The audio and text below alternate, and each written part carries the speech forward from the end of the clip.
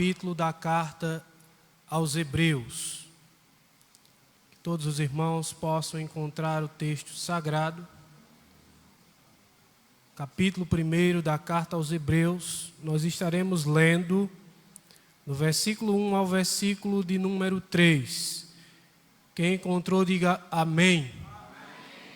Diz assim a palavra do Senhor: havendo Deus outrora falado muitas vezes e de muitas maneiras aos pais pelos profetas, nestes últimos dias nos falou pelo Filho, a quem constituiu herdeiro de todas as coisas, pelo qual também fez o universo. Ele, que é o resplendor da glória, a expressão exata do seu ser, sustentando todas as coisas pela palavra do seu poder, depois de ter feito a purificação dos pecados, assentou-se à direita da majestade nas alturas. Amém? Que o Senhor nos abençoe. Irmãos, a graça e a paz do Senhor Jesus esteja sobre nós, amém? Queria já, desde começar, agradecer ao pastor José Maria pela oportunidade, os oficiais, e pedir aos irmãos que não fechem vossas Bíblias, a gente expor essa breve introdução da carta aos Hebreus e anunciarmos o Evangelho do Senhor Jesus Cristo, amém? Irmãos amados, como o irmão Jobson já leu, eu queria frisar alguns pontos com os irmãos acerca da carta aos Hebreus. Sempre que a gente olha uma carta, a gente tem que olhar o autor, o propósito, o público-alvo e a motivação, que na verdade é o propósito. A carta aos Hebreus, diferente das cartas do Novo Testamento, é uma carta em que não se há um consenso na cristandade sobre quem é o autor dela. Essa carta, muitas pessoas acreditam que Paulo escreveu, outros acreditam que Apolo escreveu, mas como ela não tem o nome do autor no começo da carta, como as outras cartas que nós vemos no Novo Testamento, a gente não tem como dizer ao certo quem de fato escreveu essa carta. No entanto, se Deus não permitiu que o escritor se revelasse, pouco importa para o nosso entendimento na noite de hoje. Essa carta, meus amados irmãos, ela foi escrita para judeus convertidos que estavam vivendo momentos de sofrimento, de perseguição. E esse autor ele tem um propósito de mostrar para a gente que Cristo Jesus é superior aos profetas, Ele é superior ao sacerdote, Ele é superior ao que nós estamos vendo, ao templo, a tudo. Jesus ele é suficiente, Ele é superior, Ele está acima disso tudo. Vale a pena morrer por Cristo Jesus, vale a pena ser perseguido por Ele, porque Ele é o cumprimento do que Deus fez na antiga aliança, na aliança que Ele deu a Moisés, seu servo.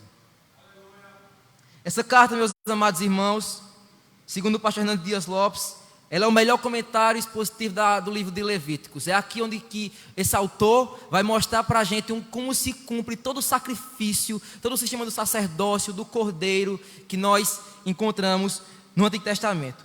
Se você tiver conhecimento do Antigo Testamento, tudo bem, se não irei usar tanto a sua sapiência nessa noite sobre esse conhecimento, mas eu quero analisar com os amados irmãos a supremacia de Cristo frente a tudo que nós podemos ver.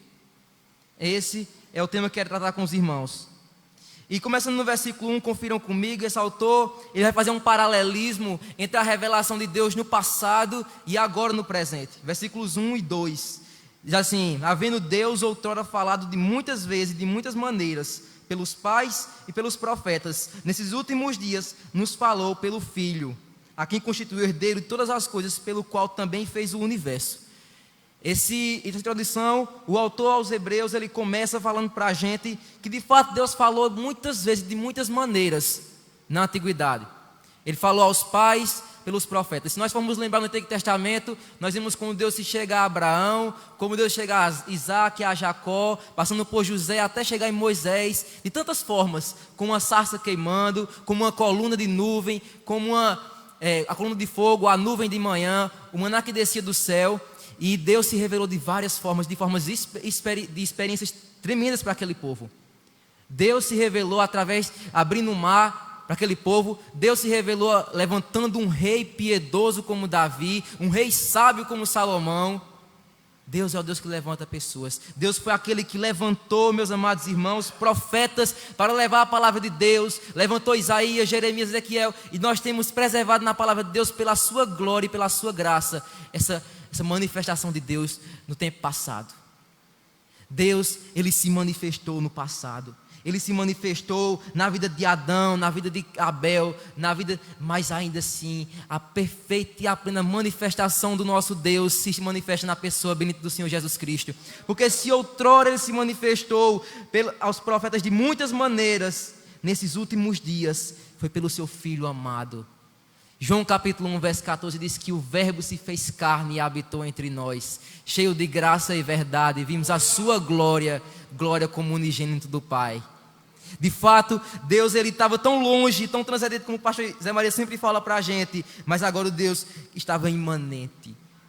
O Filho encarnado, o Verbo encarnado, o Verbo entre nós. Deus nos falou e Deus tem nos falado nesses últimos dias, nos últimos tempos, pelo seu Filho. Ele é a revelação perfeita de Deus. Ele é a revelação final de Deus. Se você quer olhar para Deus, precisa olhar para Cristo, porque Deus manifestou a sua graça, a sua glória, os seus atributos completos na pessoa bendita do Senhor Jesus Cristo. Enquanto Adão, meus amados irmãos, nosso representante, nosso pai, nos representou no Éden, e de fato pecou no nosso lugar, Jesus Cristo, o novo Adão, que não nos traz mais morte, mas nos traz vida em abundância. Porque enquanto no primeiro Adão reinou o pecado, do pecado à morte, em Cristo Jesus veio a vida. Ele diz: eu sou a ressurreição e a vida, aquele que crê em mim, ainda que morra, viverá. Enquanto Moisés deu-nos a lei que nos condena, a lei que aponta que nós somos pecadores, Jesus não somente fortificou a lei, mas enfrentou a ira da lei para nos tirar da maldição da lei. Ele é um Moisés melhor e verdadeiro. Ele é um Abraão melhor e verdadeiro, porque deixou a sua terra celestial em troca de uma terra corrupta, para nos levar essa terra corrupta para uma terra celestial. Ele é um Abraão melhor e verdadeiro, que não mentiu. Quando Abraão mentiu com medo de morrer, ele ainda assim morreu por nós. Ele, Jesus Cristo, é um Isaac melhor e verdadeiro, porque não somente foi colocado para ser imolado, mas ele foi esmagado pela ira de Deus. Ele não só ele também e é melhor do que Jacó, porque enquanto Jacó lutou contra o anjo, Jesus lutou, morreu, mas reviveu contra a morte para tirar o aguilhão da morte e nos dar vida. Ele é um José melhor e verdadeiro, e assim como José livrou seus irmãos nojentos que lhe feriram da morte do Egito, da terra que não tinha alimento, para uma terra onde mana leite e mel. Jesus, ele é um Davi melhor e verdadeiro, porque diferente de Davi, que ainda sendo como segundo o coração de Deus, mas que foi um assassino e um adúltero, ele foi tentado em tudo, mas não pecou em nada. O seu reino não tem fim, o seu reino é eterno. Ele é um Salomão melhor e verdadeiro, porque enquanto Salomão foi sábio, ainda assim teve milhares de mulheres, mas ele ainda assim perfeito, incorruptível, e oferece a nós a plena redenção e salvação. Deus outrora se manifestou de muitas maneiras aos pais, mas nesses últimos dias se manifestou pelo seu Filho, a quem constituiu o herdeiro de todas as coisas e criador, porque também pelo qual também o fez, porque também fez o universo. Meus amados irmãos, Jesus Cristo, ele é o grande eu sou. Enquanto Moisés falou: Senhor, quando eu for lá falar para Faraó, a quem eu vou falar e de quem eu vou falar? Deus fala para ele: diga a ele que sou o que sou. E finalmente, depois de milhares de anos, chega Jesus Cristo, nosso Salvador, dizendo: eu sou o pão da vida. Aquele que comer de mim jamais terá fome. Eu sou a água da vida. Aquele que crê em mim, como diz as suas escrituras, do seu interior fluirão rios de água viva. Eu sou a luz do mundo. Aquele que crê em mim não andará em trevas, andará na luz. Eu sou a porta verdadeira. Aquele que entrar por mim será salvo. Entrará e sairá e encontrará pastagens. Eu sou o caminho, a verdade e a vida, e ninguém vem ao Pai senão por mim. Eu sou a videira verdadeira, e o meu Pai é o agricultor, e vós sois os ramos. Sem mim nada podeis fazer. Ele é de fato a revelação final de Deus. Naquele grande discurso, no último sermão do Senhor Jesus Cristo, quando ele fala que é o caminho, a verdade e a vida, ele fala: você já tem me conhecido. Filipe fala: Senhor, mostra-nos o Pai, e isso nos basta. E ele fala: Filipe, há tanto tempo estou convosco que não tenho me visto. Quem vê a mim, vê ao Pai. Crede pelas mesmas obras que faço. Eu e o Pai somos um. João 10, versículo 30. Mas o autor de Hebreus, ele não somente afirma para a gente, mas ele vai confirmar agora para a gente, no resto do versículo 2 e no versículo 3, por que Cristo é a revelação final, por que Ele é superior, por que vale a pena deixar sua religiosidade, a sua vida, por que vale a pena morrer por Cristo. E eis 6 razões que esse autor vai nos trazer nesses 2 versículos. Confiram comigo no verso 2. Aí ele fala que nesses últimos dias ele nos falou pelo Filho, a quem constituiu herdeiro por todas as coisas. Ele é o final da história. Tudo que você vê, tudo que você vive, está culminando para a glória do nome dele. É por isso que ele falou em Mateus 28, no finalzinho do sermão da grande comissão: toda autoridade me foi dada nos céus e na terra. Paulo, em Romanos capítulo 11, no seu cântico ao Senhor, ele fala: profundidade da riqueza, tanto da sabedoria como do conhecimento de Deus. Quem foi o seu conselheiro, ou que primeiro lhe deu para que venha a ser restituído, porque dele, por meio dele, para ele são todas as coisas, a ele pois glória eternamente. Amém.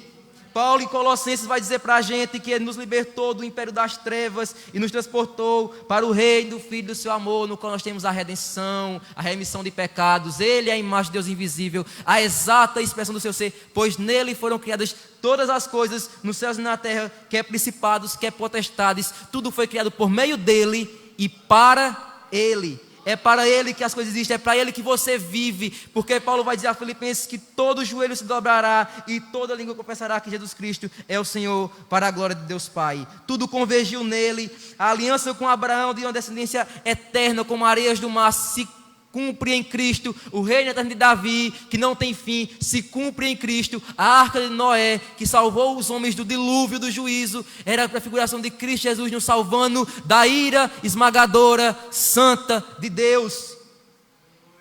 Ele é o herdeiro de todas as coisas. Ele é o cumprimento do Salmo 110, versículo 1, quando o Senhor diz, Davi diz a Deus: disse o Senhor ao meu Senhor, sente-se à minha direita, até que eu ponha os meus inimigos por estrado, os meus pés, por debaixo dos meus pés.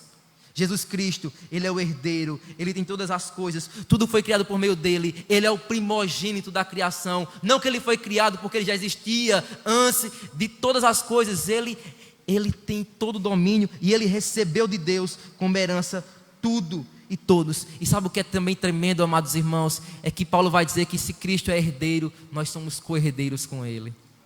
Sem merecermos, recebemos o maior presente de estarmos com Cristo, de sermos co-herdeiros. É por isso que Cristo é superior. Ele é superior porque Deus o constituiu como herdeiro por todas as coisas. Davi é falho, Moisés era falho, Moisés matou um homem, um assassino. Davi também. Isso me leva a você a desistir de você mesmo, porque você também é falho, mas confiarmos em Cristo, porque Cristo Jesus, Ele é superior, Ele é suficiente, Ele é eterno, Ele é bondoso, Ele é o nosso Deus bendito, nosso glorioso Redentor e Salvador. Em segundo lugar, Cristo Jesus é suficiente, porque Ele é herdeiro, porque Ele é o final da história, porque tudo converge para Ele no final. Mas também no início, confiram comigo no verso 2 ainda, quando o autor aos Hebreus vai falar para a gente que Ele constituiu como herdeiro todas as coisas, mas também fez o universo. Se Cristo era o cumprimento da história, Ele também é o começo da história. Por isso João vai dizer: no princípio era o verbo estava com Deus e o verbo era Deus. Ele estava no princípio com Deus. Todas as coisas foram feitas por intermédio dEle, e sem Ele nada do que foi feito se fez.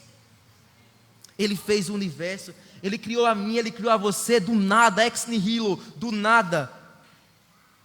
A criação está sujeita ao Senhor. Salmo 139, Senhor, tu me sondas e me conheces.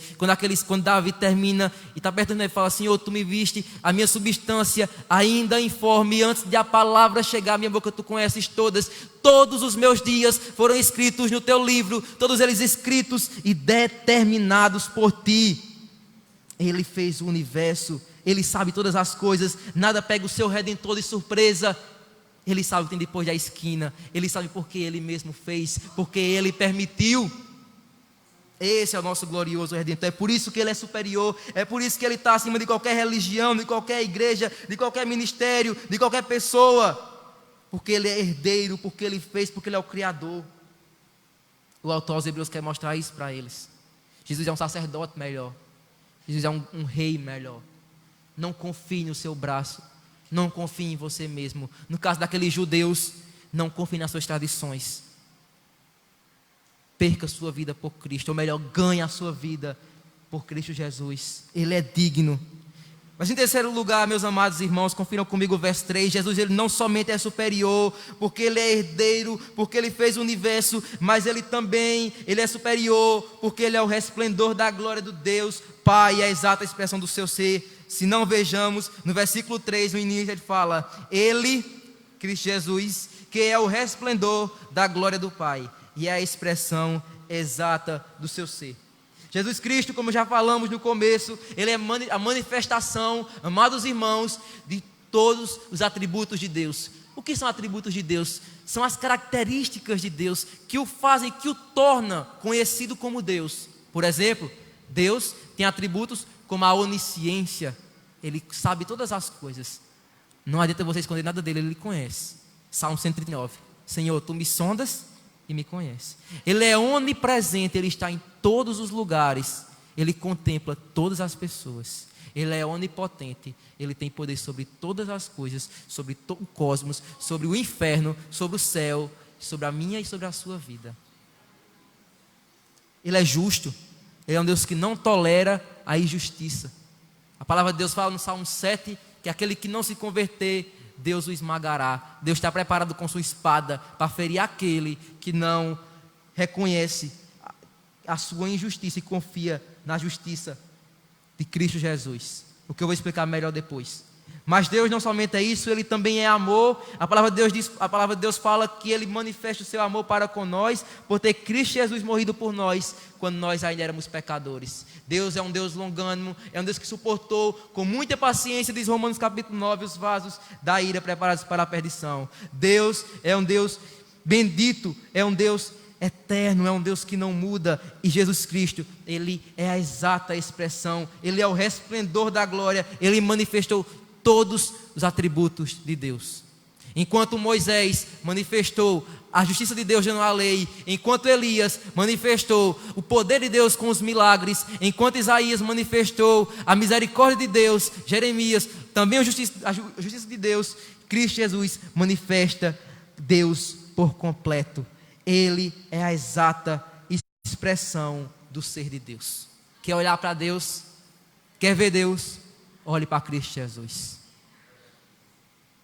Um culto que não fala de Cristo Jesus é um culto frio, é um culto morto, é um culto moribundo. Uma vida que não exalta a Cristo Jesus. Digno é uma vida vil, é uma vida sem valor, é uma vida miserável, mas uma vida que glorifica o nome de Cristo Jesus, é uma vida bendita, é uma vida bem-aventurada. Vale a pena sofrer por Cristo Jesus. Vale a pena morrer pelo Senhor. Ele é o resplendor da glória de Deus. Ele é a exata expressão do seu ser. Por isso que ele falou em João 10:30, repetindo: eu e o Pai somos um. As mesmas obras que Deus faz, ele fez. Veja em Marcos, não precisa abrir, em Marcos capítulo 4 e 5. Jesus mostra seu poder na natureza, sobre os demônios, sobre a morte e sobre as enfermidades. Eu ilustro para vocês. Marcos capítulo 5, 4, versículo 35 a 41. Jesus fala para os seus discípulos: passemos para a outra margem. Naquele momento, enquanto o Senhor descansava, mostrando a sua humanidade para aqueles discípulos, começa uma tempestade grande e turbulenta. E aqueles discípulos, homens frágeis como eu e você, começam a ficar com medo e vão aperrear o mestre e dizer: Senhor, não te importa que pereçamos?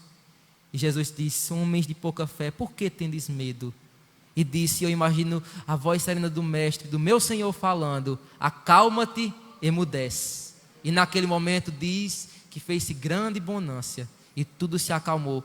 E os discípulos falaram: quem é esse que até o vento e o mar lhe obedecem? Ele é o resplendor da glória de Deus. Ele é a exata expressão do seu ser. Logo depois que passam para outra margem, passa esse terremoto, ele encontra com o endemoniado de Gadara. E ele expulsa aquela legião de um homem que sofria, que estava acorrentado, que estava morto, e revive. E aquele homem que estava endemoniado, aquele homem que vivia nu, acorrentado pelas cidades de Gadara, vira um grande missionário e fala da glória de Deus. Ele tem poder sobre principados e potestades. Ele é o resplendor da glória de Deus e é a exata expressão do seu ser. Mas Cristo Jesus também, amados irmãos, tem poder contra a enfermidade. Diz que logo depois vem a filha de Jairo pedir a cura pela sua filha e diz: minha filha está morta. E naquele momento, quando Cristo Jesus, em seu amor e graça, vai atrás daquele homem, vem uma mulher que há muito tempo padecia e havia gastado todos os seus haveres, todos os seus dinheiros, e toca na orla do manto do Senhor Jesus Cristo. E naquele momento, aquela mulher fica curada de uma enfermidade que passava por mais de 12 anos. Ele tem poder contra a enfermidade. Ele tem poder contra a morte. E quando o Senhor Jesus chega na casa de Jairo, ele chama seus discípulos, alguns de seus discípulos, e diz: essa menina não está morta, mas dorme. Olha para ela e diz: Talita cumi, menina, mando-te, levanta. E aquela menina levanta das trevas. Ele é o resplendor da glória de Deus e ele é a exata expressão do seu ser. Não é um herói, não é um ativista, não é um fundador de religião, é o próprio Deus encarnado entre nós, que está aqui hoje para ser adorado por mim e por você, porque Ele falou: eis que estou convosco todos os dias, até a consumação dos séculos. Mas o Senhor Jesus Cristo, meus amados irmãos, Ele não somente é herdeiro de todas as coisas, Ele não somente fez o universo, Ele não somente é o respeito da glória de Deus, a expressão do seu ser, mas Ele sustenta todas as coisas pela palavra do seu poder. Confiram comigo o verso 3. Ele que é resplendor da glória de Deus, a exata expressão do seu ser, sustentando todas as coisas pela palavra do seu poder. O nosso glorioso Redentor não somente criou as coisas, não somente criou o cosmos, mas sustenta pela sua mão poderosa. Certa feita, e no Sermão do Monte, quando ele encontra com seus discípulos, Mateus capítulo 6, ele fala: por que andeis ansiosos? Não fiqueis ansiosos com o que há vez de comer ou de vestir. E naquele momento ele começa a falar: olha os passarinhos, olhem os lírios do campo, eles não semeiam quanto os passarinhos, nem colhem, nem se vestem como os lírios do campo. Mas ele afirma que Salomão não se vestiu como aqueles lírios do campo, de tão glorioso. Se Deus cuida dos passarinhos, dos lírios que hoje vivem e amanhã morrem, quanto mais a vocês, homens de pequena fé. E Lucas ainda vai dizer para a gente que o Senhor Jesus, quando termina de narrar esse texto, ele fala: não tem mais, ó pequenino rebanho, porque foi do agrado do Pai dar-vos o seu reino. O salmista Davi, no famoso Salmo 23, fala: o Senhor é o meu pastor e nada me faltará. Ele não somente criou você, Ele tem guiado você. A ponto do apóstolo Paulo falar em Romanos capítulo 8, verso 28, que todas as coisas cooperam para o bem daqueles que amam a Deus. Ele sustenta todas as coisas, Ele sustenta a minha vida, a sua vida. Ainda que eu ande pelo vale da sombra da morte, não temerei mal algum, porque eu sei que estás comigo. O teu bordão e o teu cajado me consolam. Ele sustenta, Ele não somente cria, mas Ele sustenta você. Você não está sozinho, o seu Redentor está com você. Você pode estar como Jó, mas você pode afirmar como Jó: sei que o meu Redentor vive e um dia se levantará sobre a terra. Não importa se você está em silêncio, se Ele está em silêncio, importa que você crê nele e que, se você crê nele, ele lhe garantiu que um dia lhe buscaria para que onde ele estivesse, você esteja com ele também. Meus amados irmãos, se ele nos sustenta, não precisamos ficar ansiosos com o dia de amanhã. Paulo vai dizer: não fiqueis ansiosos de coisa alguma, apresentai-vos a Deus com súplicas, orações e ações de graças, e a paz de Deus, que excede todo entendimento, guardará o vosso coração e a vossa mente em Cristo Jesus. Finalmente, irmãos, tudo que é justo, tudo que é amável, tudo que é puro, tudo que é de boa fama, se algum louvor há, se alguma virtude existe, seja isso que ocupe o vosso pensamento, tudo que aprendestes e vistes, ouvistes e vistes em mim, isso praticai, e o Deus da paz estará conosco. Ele é a nossa paz. A paz não é a ausência de guerra, a paz é a presença do Redentor ao nosso lado, dentro do nosso barco, em nosso deserto. Ele sustenta todas as coisas. É por isso que o autor aos Hebreus quer mostrar para a gente, amados irmãos, que de fato, e eu estou terminando aqui, que de fato e de verdade, ele é superior à sua religiosidade, ele é superior às suas crendices, à sua vida. Viva só para ele, desista da sua vida, morra para si e viva para Cristo. Mas em quinto lugar, meus amados irmãos, confiram comigo que ele fala que Jesus, ele não somente sustenta todas as coisas, mas ele fez a purificação pelos nossos pecados. E aqui é o ápice do Evangelho. E aqui eu preciso da sua atenção, porque de fato é aqui onde você precisa entender e ver o que Cristo fez por você. A Bíblia fala que por um homem entrou o pecado no mundo, e com o homem entrou a morte. O pecado é a transgressão da lei de Deus. É através do pecado que nós somos condenados a ir para o inferno, porque diz Paulo que o salário do pecado é a morte. Você é um pecador, eu sou pecador. Eu queria que você saísse com essa certeza hoje. Você é um pecador.